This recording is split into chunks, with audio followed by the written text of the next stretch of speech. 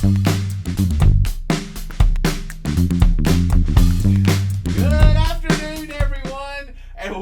to Memorial United Methodist Church in Thomasville, North Carolina. Today is Wednesday, August the 18th, 2021, and Danny Leonard is back here, and my name is Rodney Denton, and we want to welcome you to our church and want to share a few things that are going on here at Memorial, but also to kind of get us started today, we're going to share a little bit about what makes August the 18th special.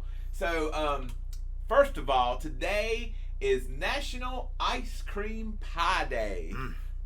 So go out and get yourself a little piece of ice cream pie. It's going to be so good. Yeah, you better eat it fast. That's right. It's going to be hot out there, so if you're eating it outside, you better wonder why they made August the day of that. That should have been like some winter. Well, I guess nobody eats ice cream. Wants it, yeah, everybody wants it when it's Yeah, when it's well, hot you can outside. either eat it or wear it today. Yeah. So. So, yeah, definitely go out and get a piece of ice cream pie and eat it because you're celebrating today's special day. But also, today in history, it's a big history day, especially if you are from North Carolina. Today in 1590, That's a while. a little bit ago, was the day that the ships from England came back to find our colony, our little colony that had been established, now known as the Lost Colony. And so they got back.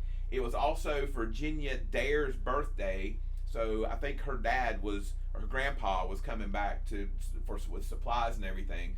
The reason it was significant was Virginia Dare was the first baby, English baby that was born in the New World, and so they were coming back to find all their colony, and they were all gone.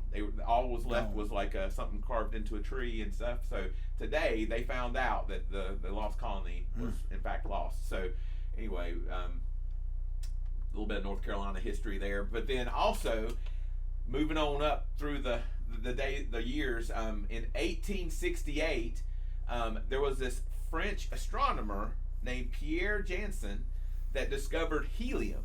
So it's supposed to be the second most prevalent element in the universe. Really? Is helium. Yeah. So right behind hydrogen. So hydrogen is number one, and then helium's number two. And what an impact he had. Been making people talk funny for a long time. Helium, and something else it does. We should have done this whole thing in with helium and stuff. And I think it'll also inflate balloons too, won't it? Yeah. Yeah, birthday party. That's usually how you get the helium. That's right out of the balloon. So, yeah, right out of the balloon. So anyway, helium. Yeah, so you can talk like a chipmunk. You can if you want to by breathing in the helium. And then in 1872. Montgomery Ward published their first mail order catalog. I mean, we got Amazon now, but back in the day, you had to have a catalog, and the very first one was a single sheet of paper, and they had crammed 163 items that they had for sale, and then sent it out. Well, so the paper may have been that big. I don't know, but that's what they had. They had all that one single sheet of paper to send it out to all the households, and you could order stuff from Montgomery Ward. So it started. That's how it started. The people out in the country thought they were sending them toilet paper. I have heard stories that was used. Ain't that something? The catalogs were used for such things, but so anyway, he said, "Hey, Ma, they sent us some toilet paper. Look at this." We don't. Yeah, I don't want to go any further with that. We got a hand. So anyway, that was 1872. In 1920, today on this date was the 19th Amendment. Do you know what the 19th Amendment was? I did not. I heard it, but I didn't know until I looked it up. So I didn't know. You go ahead. What is it? It's the women's right to vote. That's right. Women's suffrage. That's right. So I found out that it came down to one single vote.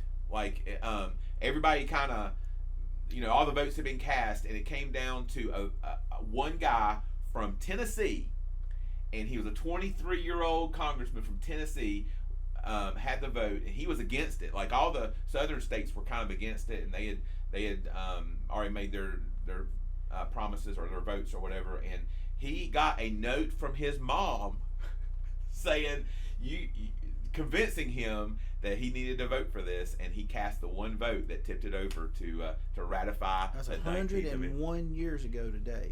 That's right. 101, 1920. 1920, 101 years ago. So anyway. And that thing has endured much longer than the Susan B. Anthony $1 coin. How long did that last? Like 2 years. Yeah. It was like 79 to 81. It was there and but then in 99 they started making them again, I think. Oh, I've got one of the originals. Well, the problem was it looks like a quarter. It does look like a quarter. So same size and everything. I hope that females didn't feel like that was a personal slight against them. I mean, they're trying to recognize Susan B. Anthony. I mean, she was big in that, and then they made it look like a quarter. Wasn't even $1. Yeah. I'm just going to leave that there. Yeah, I mean, I didn't make it. Good observation. I don't make the news. I just report it. That's good. So anyway, that was in 1920, and then in popular culture, we got something 1956. A lot of people remember this. Elvis Presley released his two-sided 45 with a vinyl or whatever, Don't Be Cruel and Hound Dog on this date in 1956. And I think they both became number one hits. Yeah, right. so, during this time in 56. Yeah. How about a B-side? I mean, Don't Be Cruel and Hound Dog. And that's crazy. So, yep, Elvis Presley making history. So anyway, those are some of the things that happened in this in history. But also we have birthdays that we're celebrating today. And first of all, 1927, Rosalind Carter, First Lady of the United States, Jimmy Carter's wife. So we celebrate birthdays. They're still going too. Her birthday today. And then in 1936, the Sundance Kid himself, Robert Redford, celebrates his birthday. He is 84 today. So we celebrate that. And then another birthday, Patrick Swayze was born in 1952. He died a couple years ago in 2009. Yeah. And I think he had pancreatic cancer or something. So he was the Dirty Dancer, right? He was the Dirty Dancer. Yes, that's right. Up that's there right. at Lake Lure and all that stuff. He was in the Roadhouse. He was a ghost. He did all. Yeah, he was quite the guy. Definitely the Dirty Dancer. He was suave and debonair. He's suave. So anyway, we celebrate those birthdays today, and then what you probably really came for is to find out what's going on here at Memorial. We got a couple things going on this coming Sunday. Go buy your school supplies. Go out and get school uniforms or backpacks or 3-ring binders or crayons, whatever. Lunch boxes, whatever you think might be needed to go back to school.